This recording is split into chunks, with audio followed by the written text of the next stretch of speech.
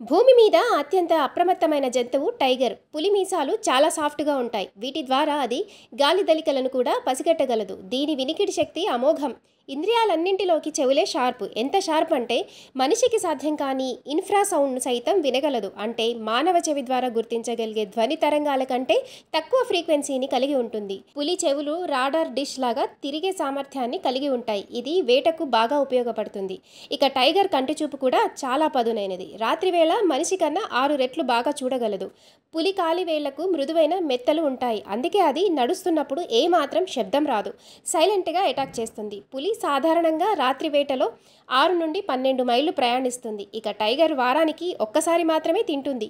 తిన్నప్పుడు మాత్రం 40 కేజీల మాంసాన్ని ఆరగిస్తుంది. పులి సంవత్సరానికి దాదాపు జింక పరిమాణంలో ఉన్న జంతువులను 50 వరకు తింటుంది. అంటే వారానికి ఒకటి చొప్పున. ఇక ఈ భూమి మీద పులుల సంచారం 20 లక్షల సంవత్సరాల క్రితం నుంచే ఉంది.